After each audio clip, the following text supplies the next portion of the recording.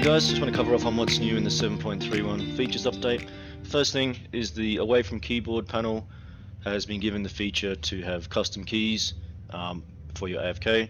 By default it's W, A, S and D, but you can edit those keys just by clicking in the box and changing them to what you want to be. So if you wanted to do up, down, left, right, then you can do that instead.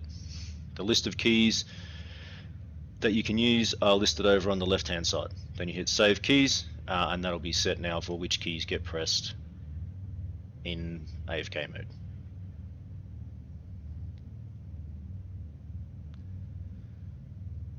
Next thing, I suppose the first big thing with the new update is the ability to have custom underlays and overlays. By default, if you go to the overlays, you'll have default in there. That will reset it back to essentially what comes with the GameTouch control application, and then you can create as many of those as you like. I created one called Good Overlay, which has an image of the background behind my tablet on my desk, so it looks like it's sort of semi-transparent. And then you can go ahead and create your own however you want to do that. To do that, on the server, on the website download section, down the bottom there's overlay files. There's a Photoshop file, a zip file with essentially PNGs of what the Photoshop file has in it, and an example zip for a complete overlay and underlay package with everything blank, so that you can use that to overwrite the file names so that you get all the file names correctly, and they have to be in the PNG format. There's a guide in the manual section down here at 6.10, overlays and underlays, that goes through the stuff I'm about to talk about now anyway. So if you download the Photoshop file, for those people using Photoshop, you'll get what you see over here in Photoshop on the right hand side.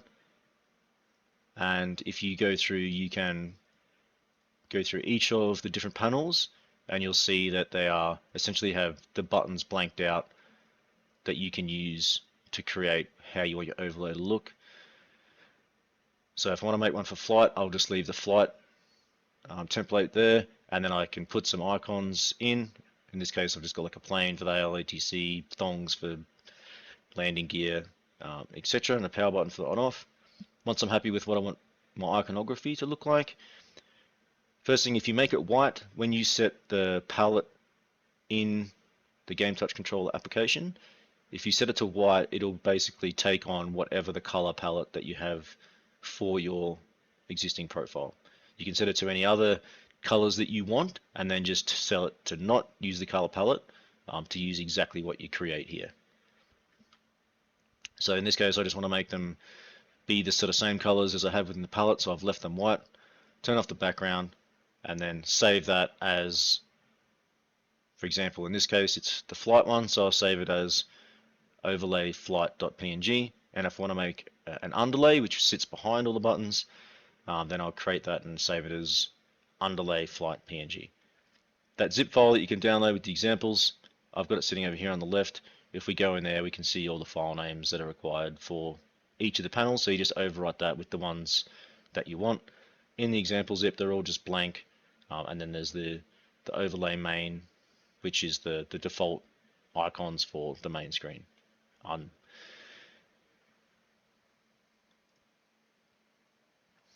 So once you've created all the files and you're happy with them, you save them in the app data roaming GameTouch server backgrounds Star Citizen folder. You can see them saved here. If you want to find it easily, if you open the server and click open profile folder, it'll load up that folder for you, and then you can just go into background Star Citizen and save them into there. Now if we go back to the client, if we want to get that overlay and underlay package now to use on the client, we can see that we've got one here called new, and if we go to overlays on the client, we don't have one called new. So if we go into the new file drop down, it's got a new layout now where you can select the file type between overlays and profiles, and then go through and use those for deleting, etc. But we want to get the overlay, which is down the bottom right, so we hit get overlays and it will start transferring the process, and it will give you which file is currently being transferred and then the raw data as it goes through. This actually takes a bit of time, longer than what you would expect. I'm working on that for a future update. But for now, as the files are transferring, don't use any of the clients you have connected. It'll send a data stream to the server which will interrupt the transfer process and it won't transfer properly. So just let it go until you get the green tick. Then once you get the green tick, the overlay has been transferred and you can go ahead and continue to use any of your clients.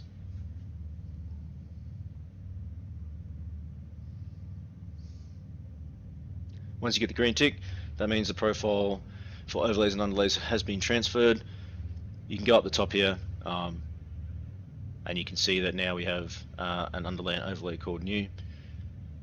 If we close out of that and go back to here, we want to change to the new one, which is the one we created. And if we go to flight, because that's the one we added it into, we'll see now that we have the underlay in there, which was the underlay file. If we go into new and have a look, which is here, underlay for flight, and we have the overlay icons, as you can see here, which are the ones that we created. Quick tip, if you want to use both like the text and the icons, if you go into configure, for this case we use Hail ATC as an example.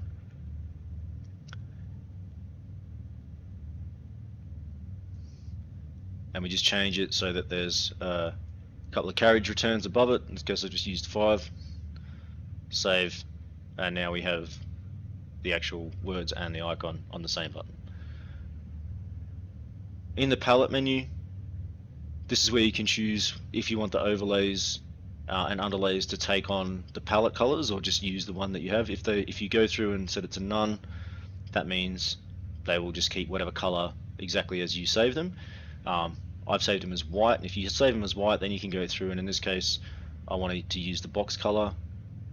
So if I set the box color to red and set the overlay to red and set that, now if I go back into flight, you'll see that my icons have mimicked the box color and they're red. You'll see that the overlays, now that it's changed, is a bit easy to see. If you look at the open and close doors one over on the left there, that big door is sitting directly on top of the text. So if you were to save your icons, as an example, as the underlay instead of the overlay, that would be behind the text and behind all the other elements.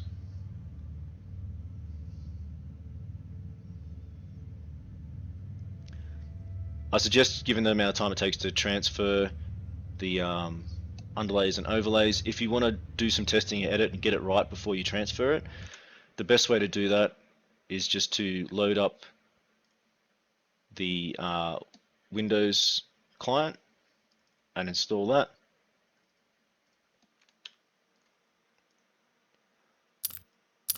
You see I've got it running here, and I've just got the example blank, as you see in the folder here, and the default. So if I go back to the server now and just go to the profiles, the backgrounds for Star Citizen, and I copy the new one from the server into the client, background Star Citizen, and paste that in there. We now have the new one on the Windows client. So if you want to do your editing, it's easier to just edit it, and you can edit the files directly in the Windows client one, get them right before transferring.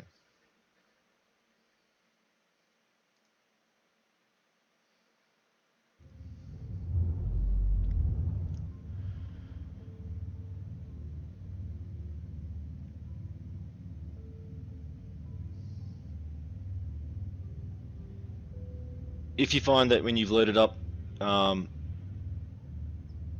new version and you go into any of your buttons and they say things like button 2, or it's all the text is all weird, that's because there's a whole bunch of new buttons that were added and it's not grabbing it from the right place in memory. So just go ahead and load the standard profile, which will look like this, and that'll fix all of that. Then you can go ahead and modify from here and then overwrite the other profiles that you have, depending on how old the profile was or depending on how corrupt it is. So in some cases you might just have 1 or 2 buttons that don't work, and you can just modify those and resave it and it'll be fine.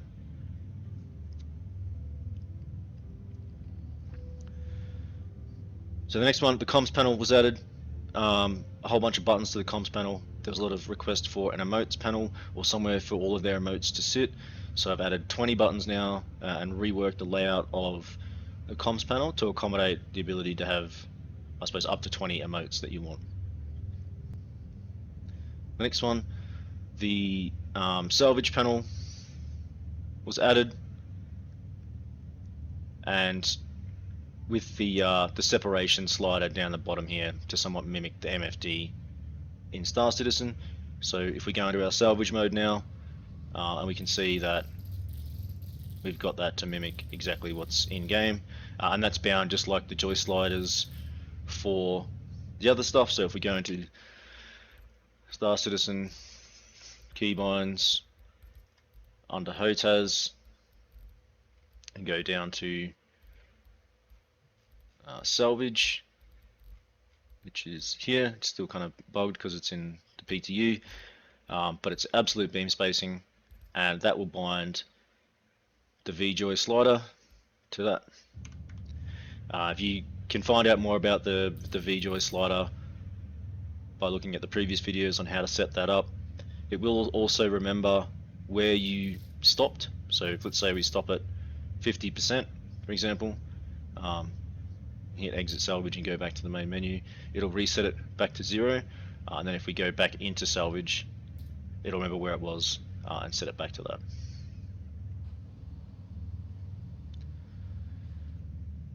The next thing that was changed in the Flight 2 menu now, when you go to configure, this is where you can set all the buttons that you have set up for your shields, the radar, auto ping, and the power triangle. You'll see now that there's the option to toggle between 80% and 100% down the bottom left of the power triangle. So 80% is what it always used to be. That was done on purpose so that when you change to essentially nearly the full effect of having 100%, your other systems will still charge. That was something that I wanted, so that's how it was first created. But some people wanted it to be 100%, so now if you go in and just toggle the button to 100% and close, you'll see now that the outer extremities will go to 100%.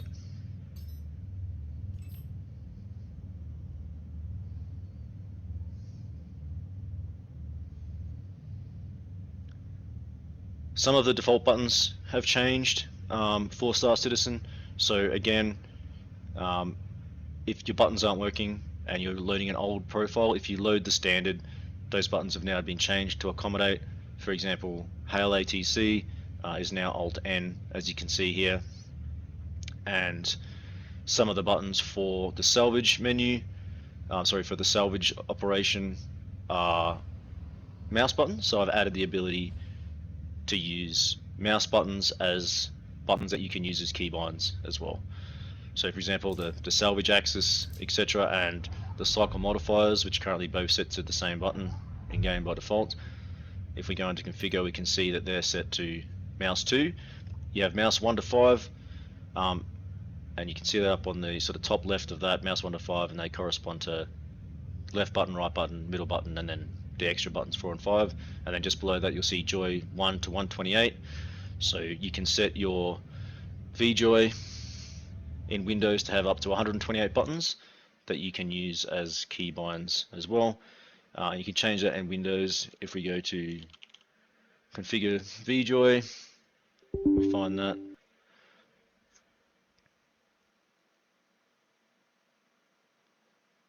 I'm using device 4 here, and so we just set it to 128 in here, and that means we can use up to joy 128 in GameTouch controller as an option.